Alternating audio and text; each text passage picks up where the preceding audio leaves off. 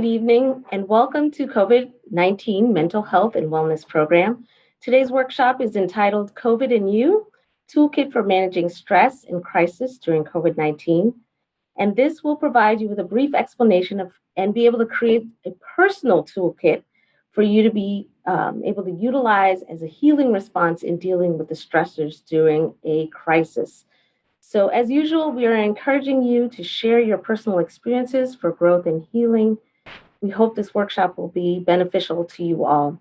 This series of workshops has been brought to you by RER Consulting Enterprise, Barry University, New Horizons Community Health Center, and of course, Miami-Dade County. The program's objective is to assist Miami-Dade County residents in navigating the myriad of challenges during the post-COVID-19 pandemic, with the emphasis on a wide spectrum of mental health-related issues associated with disaster and pandemics. If at any time you have questions or comments, please feel free to utilize our Q&A feature on the lower screen of Zoom, or if you're streaming via Facebook, you can drop your questions in the My Mental Health Miami Facebook page.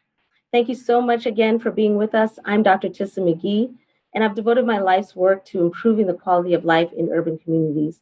I'm an associate professor at Barry University School of Social Work, and I teach trauma-informed social work practice, social systems, research, leadership, and public policy courses. And I also am a leader in the innovative Promoting Wellness in Marginalized Communities initiative, which is part of the school's Center for Human Rights and Social Justice.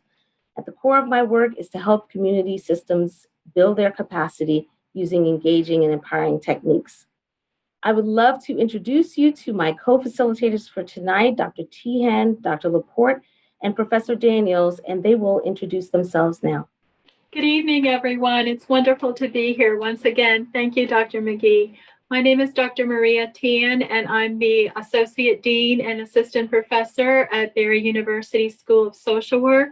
I'm a licensed clinical social worker, and I also, my research and my background is in traumatic grief and loss, crisis intervention, and organizational culture. Again, we're very excited to be here, and I'll turn over to my other two colleagues. Dr. Laporte, Professor Daniels. Hello, everyone. My name is Dr. Heidi Heft-Laporte, and I'm an associate professor at Barry University. I'm really delighted to be here tonight. My area is using expressive arts in clinical practice, and I teach advanced clinical practice with groups and other courses at Barry, including quantitative and qualitative research methods in the doctoral program. And my intention tonight is to be present and to share some techniques that are helpful in dealing with stress during challenging times. And I'm really delighted to be here. Hi, everybody. I'm instructor Carolyn Daniels. I'm also delighted to be here this evening. I've been with Barry University since 2015 as an instructor. Prior to that, my experience has been death, dying, and bereavement, working mainly for hospice and palliative care over in Lee County for over 15 years. Also, I instruct advanced clinical practice classes at Barry University and the trauma courses. I happen to be a PhD student, and I'm pursuing grief work. I'm looking specifically into grief in the nursing home healthcare teams following COVID-related deaths. And I'm excited to contribute to tonight's conversation and to the toolkit.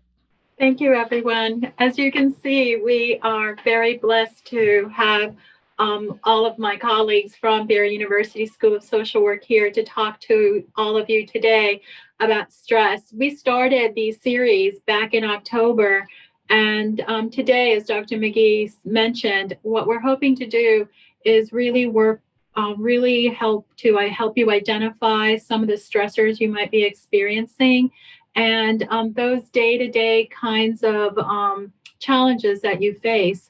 And no one can really question nowadays that stress has really influenced our experience of COVID-19 this past year. It's especially difficult when we once again realize that the numbers are going up. And here in Miami, as of December 8th, It has been reported that over 2,100 residents have been diagnosed once again with COVID, which is really a dramatic jump from back in September.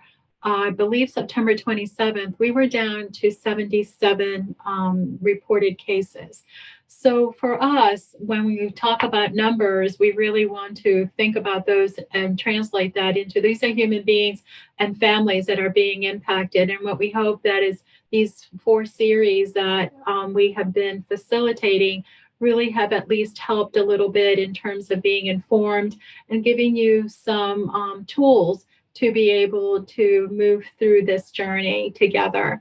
And one of the points we really want to stress today, and then you're going to, I know, hear about this often, is the idea of still taking this pandemic seriously and making sure that you're wearing masks, practicing social distancing, and washing your hands and continuing to be informed and staying safe. So with that, let's start today. We have a PowerPoint to share with you. And so let me share my screen. Today, our agenda, very quickly, we're going to talk a little bit about what stress is, how it manifests in our lives. But what we really want to do, which is why I'm so excited to have my colleagues here, what we really want to do is actually, in this kind of virtual world, teach you or show you some of the things you can actually do at home that doesn't take a lot of supplies or resources, which can help mitigate and or lessen some of the impact of stress in our lives. So with that, I'm going to hand this over to Professor Carrie Daniels, who's going to talk a little bit about what stress is, and we'll move forward from that. Carrie? All right. Thank you, Dr. Tihan. Sure. So to talk about stress, we really have to give a nod to the stress researcher from the 1930s, 40s, and 50s, and that's Hans Sale. And he defined stress as a nonspecific response of the body to any demand for change. He also came up with the terms eustress and distress, because he knew that although the body doesn't really differentiate good or bad stress, eustress is the more positive and the negative is distress, that we do, our perception does. For example, if you can imagine you're going on a roller coaster ride, and you go onto that ride and you start to feel your heart kind of palpitate, maybe you're breathing a little bit faster, you're on razor sharp focus because you're excited, you're looking forward to this ride, but your body has all those stress symptoms. And you bring along a friend who can't stand roller coasters, but their body is also having heart going a little faster, they're racing, but their thoughts are, this is distress. I can't stand this. Why am I even doing this ride? And throughout the roller coaster ride, Saley would say that you're at actually the alarm stage of an adaptation to stress, meaning you're white knuckling it and you're going up and down on the roller coaster and you're really kind of hyper aroused just to get through the ride. And again, it's eustress if you enjoyed it and you're yelling for joy, and it's distress if you're screaming, get me off this roller coaster. The roller coaster stops. You and your friend get off. As you go off and walk away from the roller coaster, your body tries to get back to equilibrium. It's trying to, get back to the relaxation, to find balance. And it doesn't do that right away. That's called the resistant phase. It takes a little time. And if you'd had a roller coaster ride, you're talking to your friend about that was fantastic, or, oh my God, why did you make me do that? Either eustress or distress, right? Here's the problem. You don't get off that roller coaster and you're on it. And that's chronic stress. You now go into the exhaustion phase, which is what we're experiencing through the pandemic. You're on a roller coaster ride that doesn't stop and you don't know where the end is. And that kind of leads me to the next slide. Here is some possible outcomes of being on a roller coaster ride that hasn't stopped yet. So, for example, you get a physiological response. Headaches, stomach aches, even developing some ulcers could be an extreme form of physiological response. Psychological response, feeling depressed, moody, anxious, all of these things could be very normal during chronic stress that we're all experiencing. Behaviorally, you may not feel like yourself. You may find yourself snapping at your friends and family, being more angry, having outbursts. And finally, spiritually, yes, this really defines our how we look at a higher power. Why is this happening to us? Getting even angry at our higher power. All these can be very normal responses to a chronic stress experience. So I'll kind of let my colleague take it over from here. Thank you, Carrie. I just want to really kind of confirm exactly what to follow up with what Professor Daniels was saying in terms of eustress. Some of the ways that it can manifest in our lives in terms of what it really looks like. So this, as Carrie was explaining, eustress or good stress motivates us to do well. This is what sharpens our concentration when we're trying to do a task, or it allows us to rise to a challenge. It motivates us to do better. And certainly it can give us extra strength during emergency situations in order to be able to make good decisions and move through the event in the most optimal manner possible. And I think it's important to talk about this idea of good stress or bad stress, and yet there's a sense of importance that we understand that within that continuum of good and bad stress, so to speak, there's a long list of how stress can manifest in our lives. So, in terms of how it might look like from a perspective of perhaps challenging us.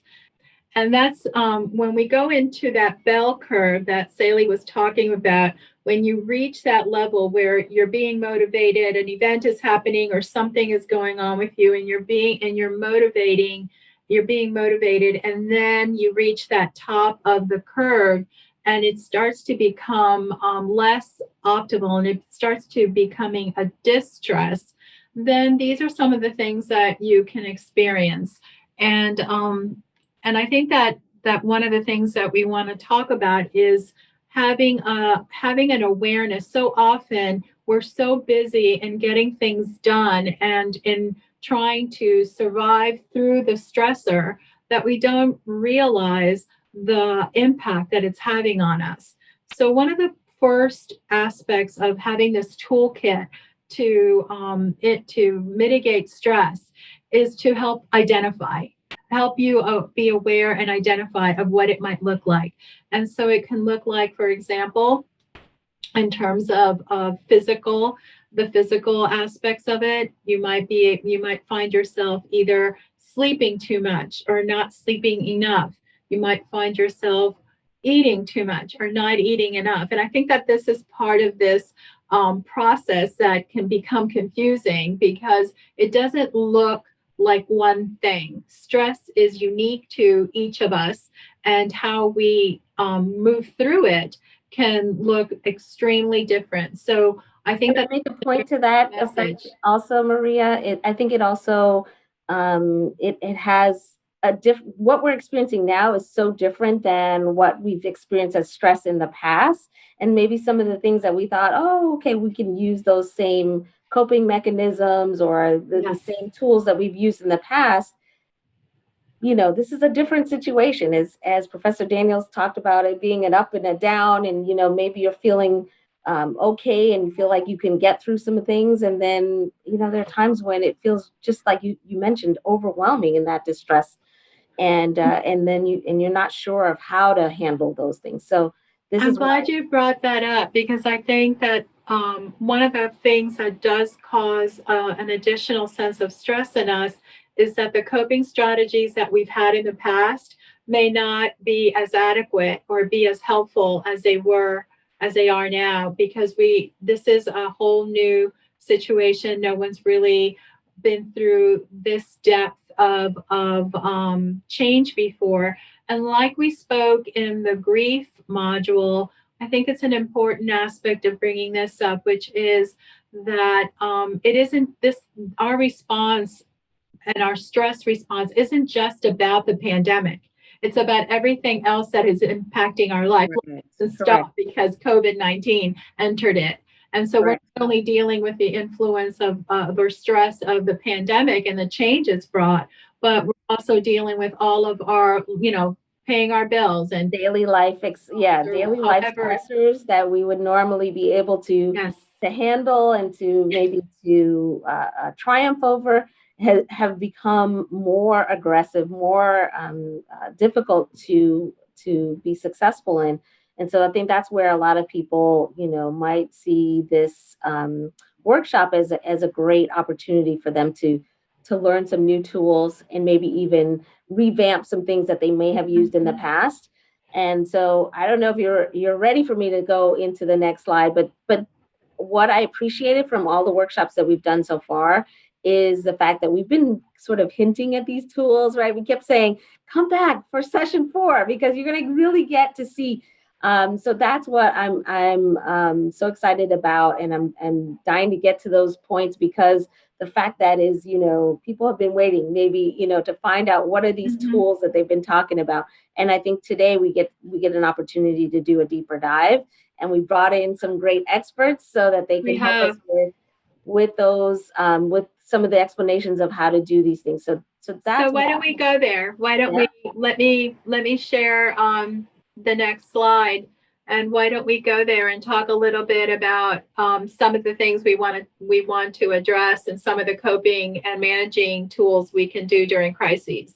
So this list that you've been seeing, and this slide has been, again, throughout the different modules that we've been doing. But what I feel like today is like, again, you're going to get the deeper dive. So things like utilizing breathing techniques, being mindful of where you are and how you're coping with a lot of this stress and distress that we've been talking about, creating rituals and memories and art as a part of our integrative practice, like thinking about how can we envision a different way of coping and managing these stressors by using these practices. So I'm going to talk specifically about journaling and gratitude and what the difference that is has made in my life, but I also have seen it do tremendous things. So it's a point of taking the time to really, again, figure out what are the best tools for you. We're not saying, you have to use all of these tools.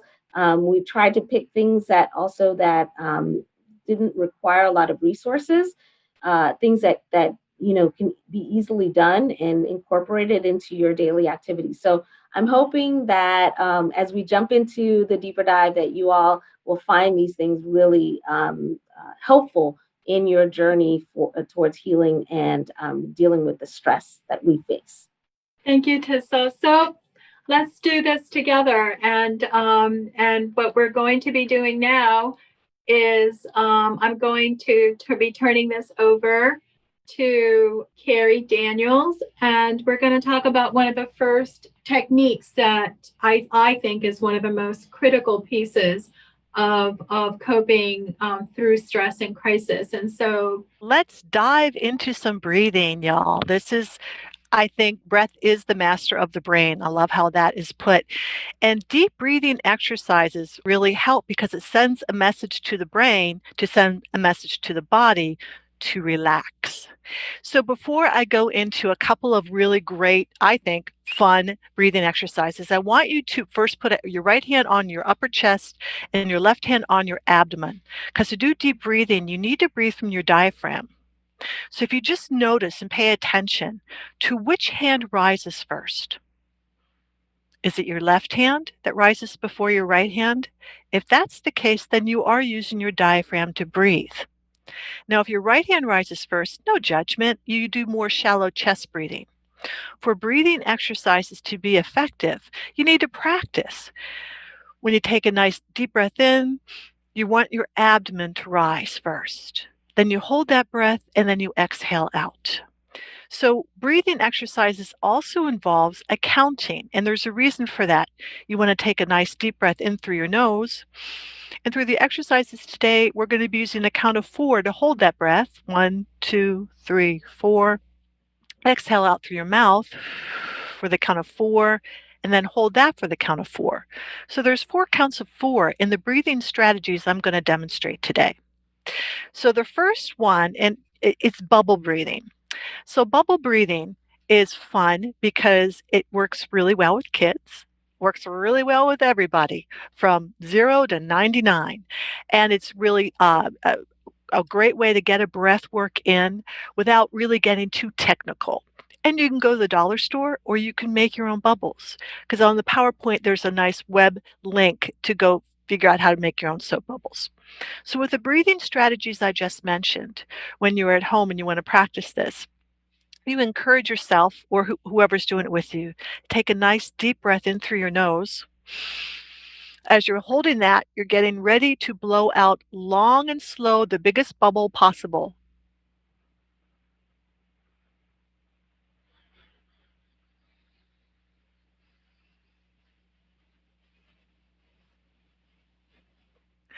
And you can see how that could be fun for kids. You make it a contest. And what you're doing is you're actually encouraging them to breathe out long, and that engages a part of the nervous system that calms them down. So, what a better holiday gift than you put this in their stocking and you want them to calm down a little bit, have them breathe out again. Inhale, hold that, and breathe out as slow as possible.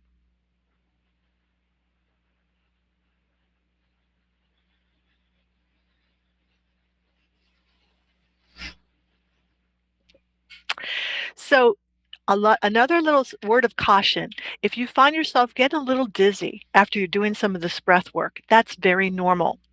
Then you're therefore encouraged to just limit the amount of times you do the breath work. I just did 2 series. You might limit it to 1 if you find yourself getting just a little lightheaded, but practice.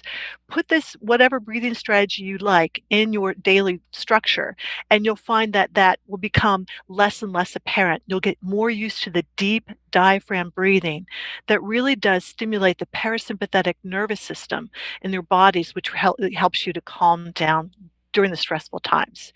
One other stressful um, breathing technique for stress, it's apropos for the holidays to bring out a snow globe. And I like this because it does uh, kind of go in with a theme of Christmas. And okay, she's showing another example. You can create your own snow globe by going to this link where the supplies are, so you don't have to go buy one. But if you want to buy one, they do sell them at, really more inexpensive at the dollar store. And again, it's just another creative way to invite yourself or other people in your lives, kids all the way up to the age 99, to enjoy a breath work that's less technical and more fun. So in this one, we inhale as we tip it over. You take a nice deep breath in through your nose. Hold that for the count of 4, 3, 2, 1. Watch the snow globe. Exhale out for the count of 4. As the snowflakes go down, hold that for the count of 4, 3, 2, 1. Normal breath and focusing as the snowflakes gently go down to the bottom. And this is now calling your attention to be focused and mindful. One more breath work in, count of 4, 3, hold it for the count of 4, 3, 2, 1. Exhale for the count of 4, 3, 2, 1. And just notice, mindfully without judgment, as the snowflakes go down to the very bottom of the globe. These also make great Christmas stocking stuffers, and you're giving the gift of relaxation and stress management to your family. And thank you. That's my 2 examples for you. Thank you, Carrie. And I think to talk a little bit about what you mentioned in terms of the dizziness that might occur, one of the things that I teach my clients is in between the breath to just rest. So on the count of 4, you just bring it down and just rest in between those counts, and that can mitigate some of that lightheadedness that comes when people aren't often used to breathing so deeply. So thank you. I love those too. I think those are awesome examples of learning how to do that deep breathing in order to gain control of the breath. And can you talk a little bit more about why breathing is so important? Because I think it's important for people to know that something so what we take for granted, obviously, is actually one of the most significant interventions we can utilize, and research is actually backing that up in terms of blood pressure points going down like within like 10 points or more just by simply changing our breathing patterns. So I was just wondering if, before we get Dr. Laporte on, if you wanted to say anything else in terms of why we call the breath the master of the brain. Sure. Yeah, I can add a little bit of the neurobiology involved in this. There's not a whole lot that we have control over that our body does for us all the time, which is kind of a good thing. That's how we stay alive. Our brains are always at work. But one of the things we can control is our breathing. And this is why it's becoming such a popular thing. You see apps all over the place. Mindfulness and mindful breathing is very popular. And that's because there's more and more science coming forward that shows when you do this very simple breathing exercises, it might even seem too simple, you really are engaging that part of the nervous system that calms down. For example, when you inhale in, that's actually triggering something called the sympathetic nervous system. This is why people that are athletes take a breath in before they run a race, because that helps you get that energy going.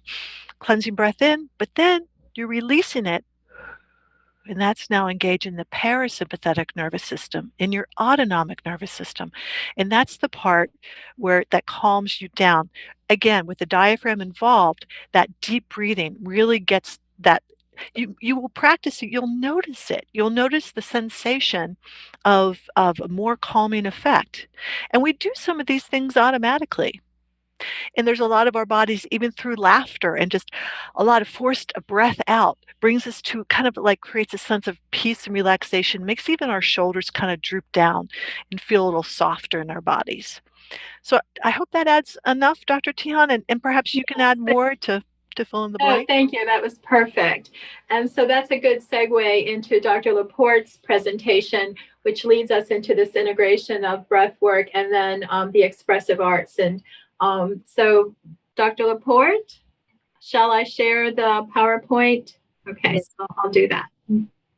So I am really delighted to talk a little bit about what we think about when we think about creative expression. And when I say the word art or creativity, I'm wondering how many of you are thinking, I'm not an artist or I'm not creative. And so I want to reframe the idea of art or creativity as the capacity for expression, because every one of us has the capacity for expression. And in fact, the first ways that we ever interacted with the world was not verbal. It was through tactile, reaching for things, touching things, wanting to experience things very curiously. And if you remember the first time you ever had a box of crayons in your hand, were you reluctant to express yourself with those crayons? And the answer is likely no. You were drawing feverishly, and whatever it was that you were drawing, you had a story to tell about those drawings. And so I think it's that sometimes as we grow older and experience stress, we forget what it means to play. We don't really remember how to play. And play is really critical. What I want to talk a little bit about is bringing our attention to our breath using a tactile form of expression called drawing our breath.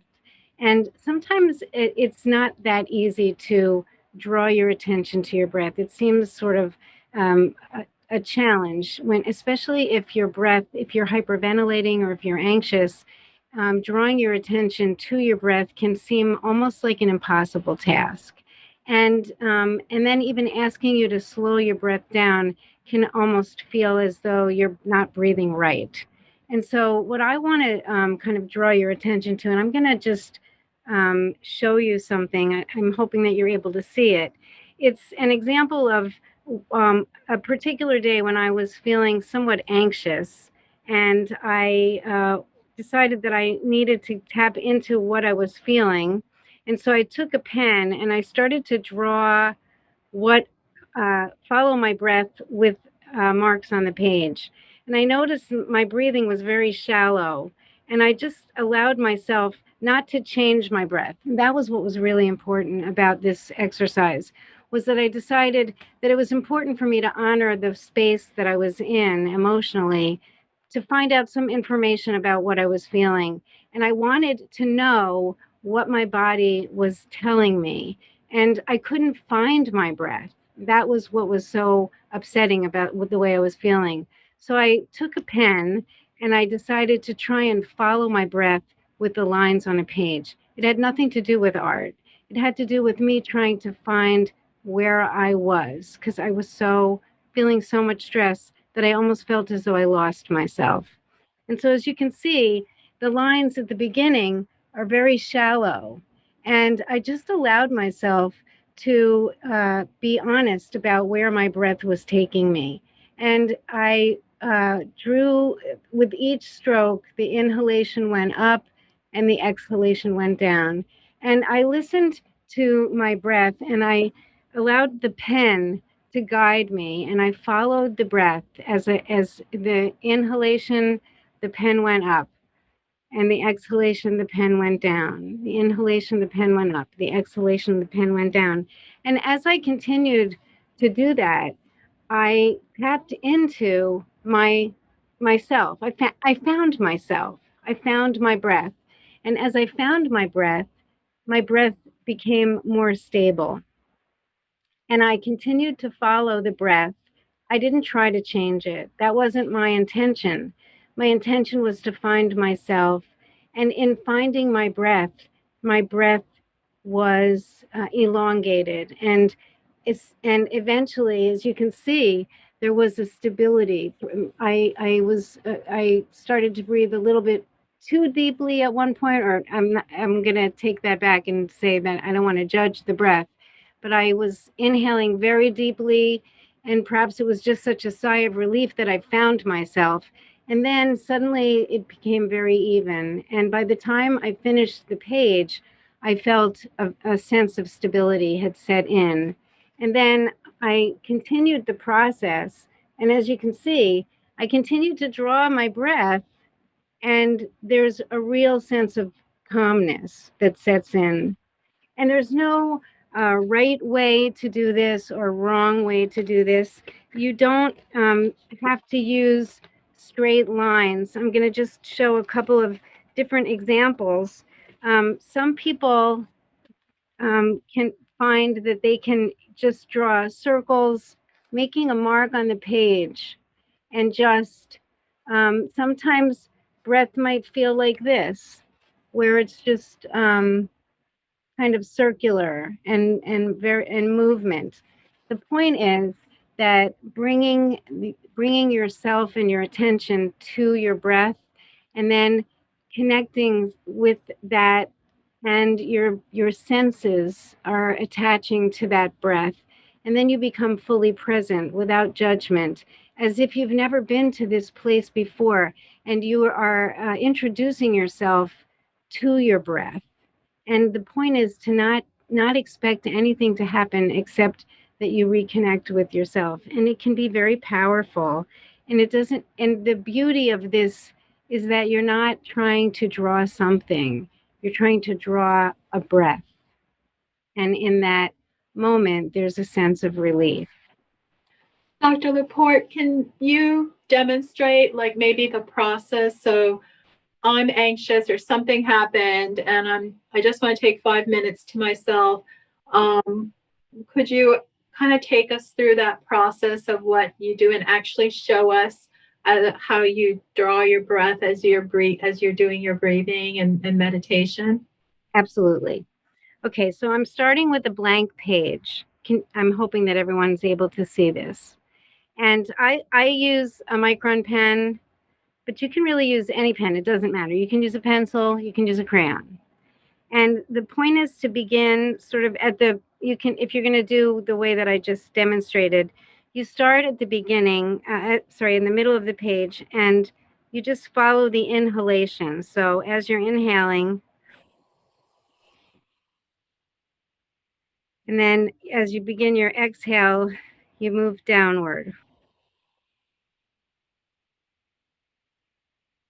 Then you begin your inhalation and it comes up.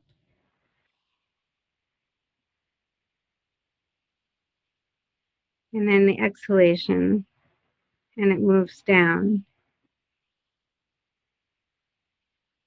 The intention is not to go anywhere with this except to stay present and simply to notice the pattern of your breath and to just allow your hand to steady yourself.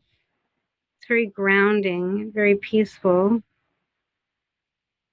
There's a lot of information that you learn about how you're feeling. So now I'm at the exhalation point. Now let's say that something happened and I got frightened. So I might have just so I may notice that there's something going on. So I'm not judging that, but I'm paying attention to it. And then I'm just exhaling, inhaling,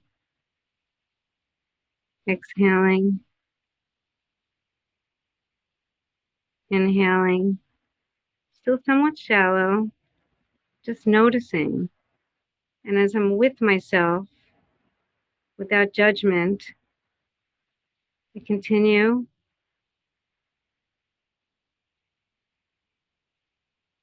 Finding myself again, finding my breath, breathing a little bit more deeply.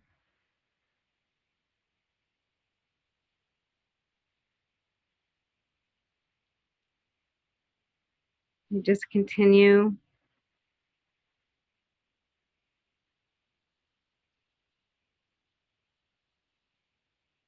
So you sort of see, I'm going to show you actually this is one way of doing it. And what's really helpful about this is that later you can come back to this and sort of get a sense of what happens when you have a thought that's troublesome.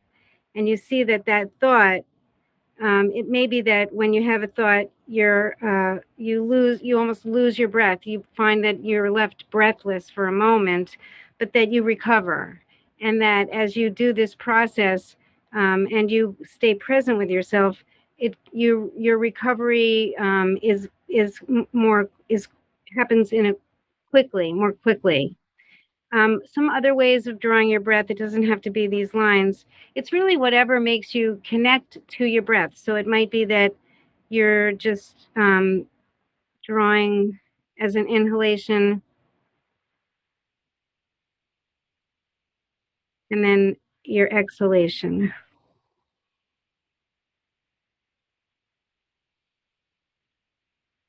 An inhalation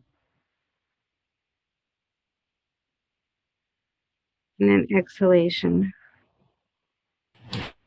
Yeah, I'm finding that as you're drawing, Dr. Laporte, I'm actually regulating my own breath to match what you're doing, and it's actually calming. So I appreciate that you actually demonstrated, because I think sometimes people don't really realize, and it's an interesting exercise, because as you're actually doing the process, it's actually also helping, it's actually regulating. So you're actually, I don't know if I'm being clear, you're putting on paper your experience, but it's also then healing and recovering. And I think that's one of the powerful results of this particular exercise. So I really appreciate you showing that.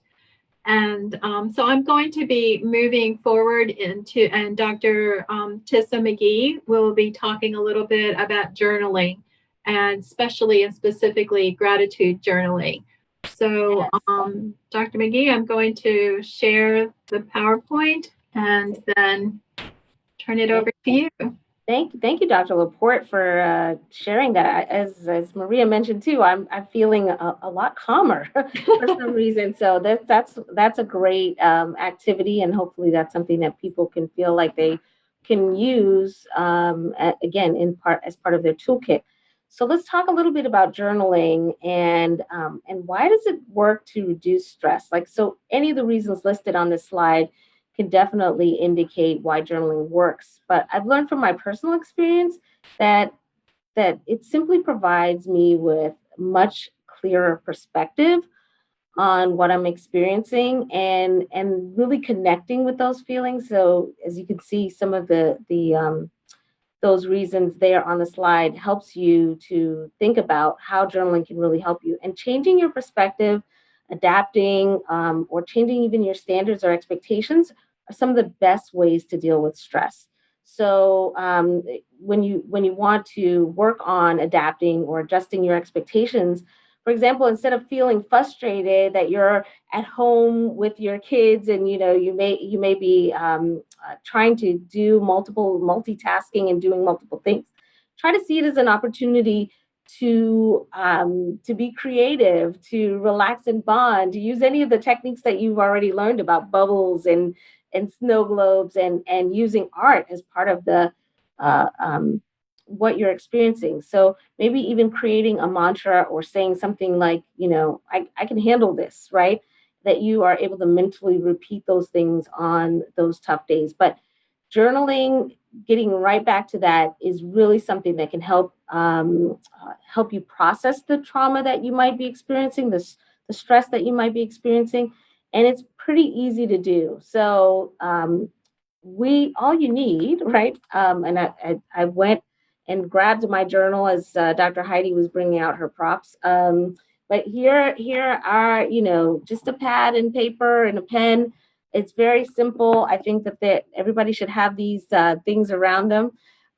What you want to do is practice gratitude daily, right? So if it's even 5, 10, 15 minutes per day, at least once per week, or at least, 2 or 3 times per week, if you can do it. If you can't do it daily, make it work for you. Okay. Studies really suggest that writing a gratitude journal 3 times per week might actually have a greater impact on our happiness. So, again, don't make it where you're stressing about, oh, I didn't write in my gratitude journal. That's not what this is about. This is something that is supposed to help you to make you feel good, right? So, you want to write down 3 to 5 things in which you feel grateful for.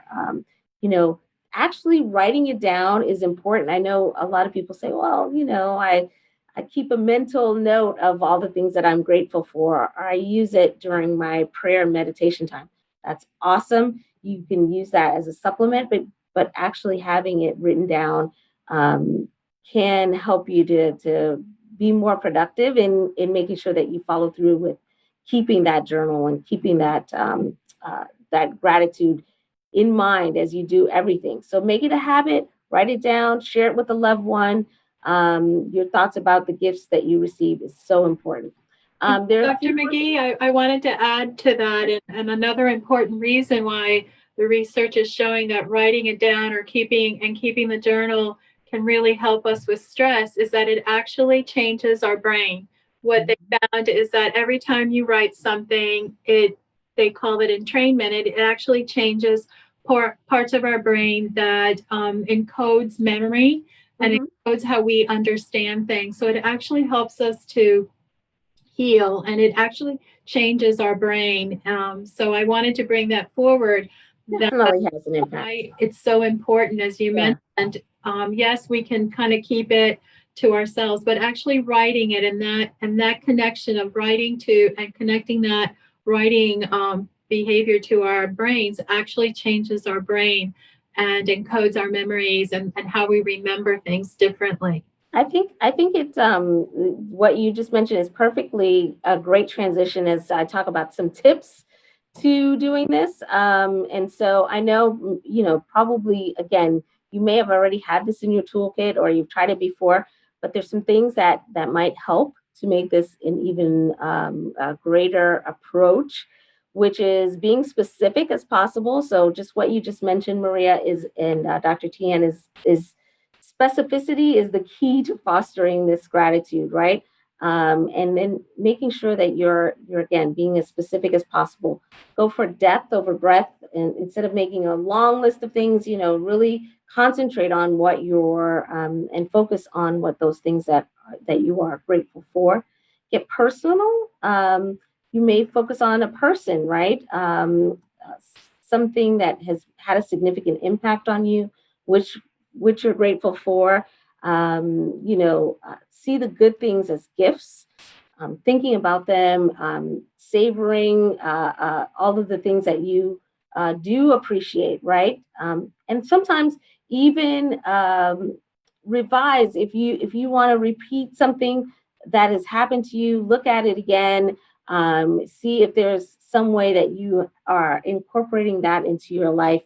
And don't overdo it. Evidence suggests that writing occasionally, again, is not is okay. It's not a bad thing, right? You don't want to become numb to the events and the gratitude that you're experiencing.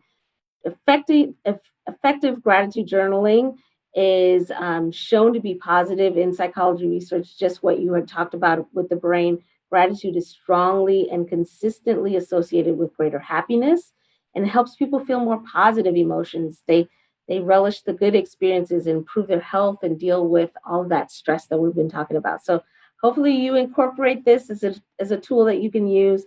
And I'm so grateful for having the opportunity to chat with you about it. And if you have any questions, don't forget that you can put your questions in the chat box. We will definitely the Q&A of our Zoom and on Facebook so that we can answer those questions for you. So I'm going to turn it back over to you, Dr. Tian. Thank you. Thank you, Dr. McGee. So one of the last things we want to bring forward, and I think when we were meeting about this particular workshop, one of the things that all of us felt very strongly about that we wanted to bring forward, because as Dr. McGee mentioned earlier, when she was going down the list of coping strategies, there are so many things that you can do. And of course, they're all unique to your own process, your own beliefs and values. But one of the things that we thought was important to bring forward was rituals and memorializations, and remembering an event or a person that we love, or an experience that was meaningful for us within and what the important piece of why we think rituals and memorializations are so important is that it's kind of a bridge between the life that was, is, and the future. And it certainly aids in our healing process. And so we want to encourage you to make it your own in so many different ways that you can do that. And we listed just a few that you can do. And I'm going to stop sharing the PowerPoint now and ask my colleagues to get on as we come to a close of our presentation. And so some of those things that we do in terms of assisting our ritual and that bridge between the life that was before the event or the loss of our loved one and so forth, and then bridging that into our future that can aid in healing and recovery. We can do things like and all the things that have been mentioned before, but some of the things that you can also do is you can create memory books or collages. You can plant a tree. Perhaps if it's important to you, you can visit the place that may offer a place of healing or meaning for you. For example, for some people, it might mean visiting a cemetery, or it might be going to the beach and just remembering and meditating or praying at that place. It could be going to a faith-based organization, your church, your synagogue, your mosque. It might mean giving a donation to a particular organization that is meaningful to you, or starting a recipe book. I know that when my grandmother died, all of us cousins and so forth, we took all the recipes that we had her write down, and we made a book for the family. So that's one way to remember that person and the legacy that they leave behind. And nowadays with technology, let's make that work for us.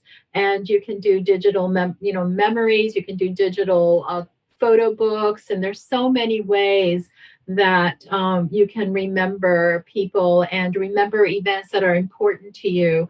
And I think the message here is validate that, acknowledge it.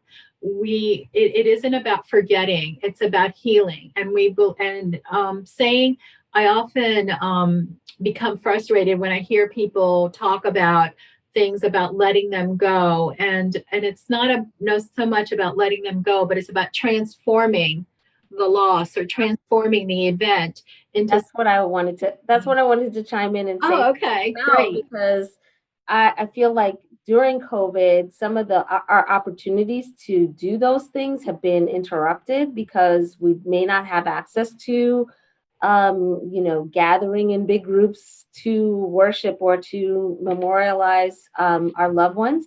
And so you want to have, something that you can do that will respect their memory and respect, everything that they contributed to your family.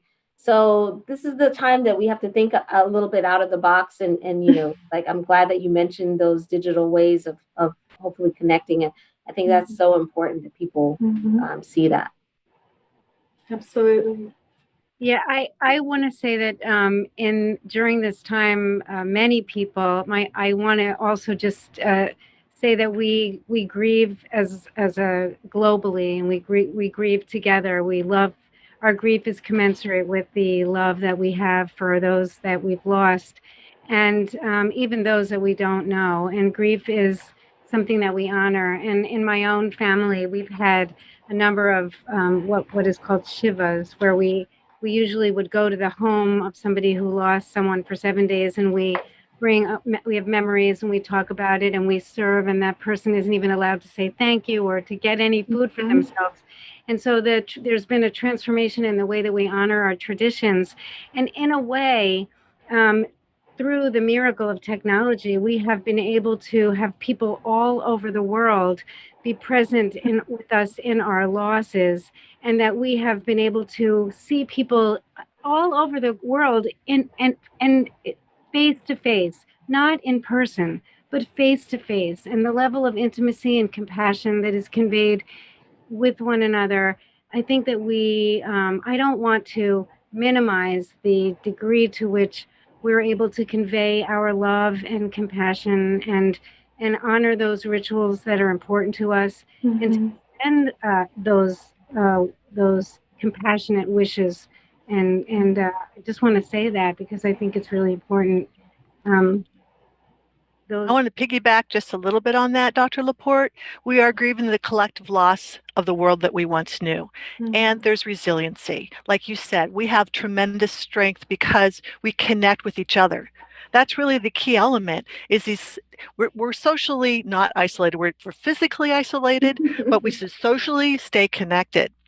And I invite everybody out there to acknowledge where you are with whatever ritual you need to use to heal those continuing bonds that Dr. Tihan was talking about. And they could be death-related losses or non-death-related losses. Your family can't come together like they normally do. Like Dr. McGee said, we kind of have to look at how we're going to do it differently. And you know what? We can and we are, because we are resilient people because we have each other. So I wanted to add that. Absolutely. And as we're ending, I want to bring forward, I think, what our message is and what it has been the last since we started this in October. And that is validating that our world has changed, identifying how those things have changed for us, normalizing it, being aware that what we're going through is normal within this craziness and abnormality. It is normal. Giving ourselves a gift of understanding that, helping us and helping our community and ourselves with finding ways to express it in the most healing way, and believing in the resiliency, in the hope, and in the in our own strength and endurance to move forward, and doing that together. And I think if we remember those messages that we will get through this. This too shall pass. And we will be moving through this and healing together as a community. And I think that's been our message since day one.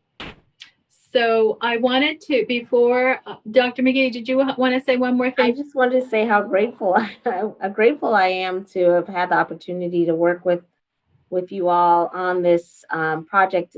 This, I think, is a labor of our really concern for our community and wanting to make sure that resources are provided, that people have an opportunity to share.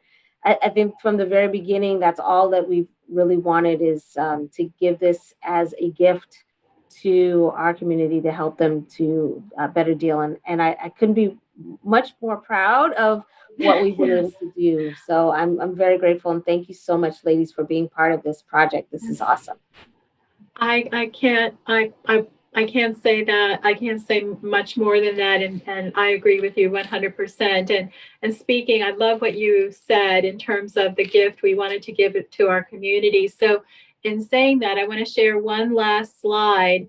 And that is to express our gratitude from Barry University School of Social Work and all of us here to Mr. Reuben Roberts from RER Consulting, New Horizons, Miami-Dade County, who really approached us and gave us an opportunity to be a part of this community project. And special thanks to Miss Jessica Garrett-Modkins, Mr. Basil Lewis, Miss Kate Gray-Roberts, and Miss Brandy Scott, who they are the production team. And I have to say, we're extremely patient with all of us and our journey through this webinar, and just again wanted to express our gratitude to all of them and to all of you who have joined us during these last several months.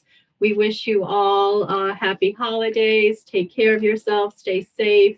And we feel very blessed to have walked this journey with you. And we hope that some of the things that we've talked about will remind you that you got this. You got this. Anything else, guys, before we? All right. Bless you all. Thank you, guys. See you. Take care. Happy New Year.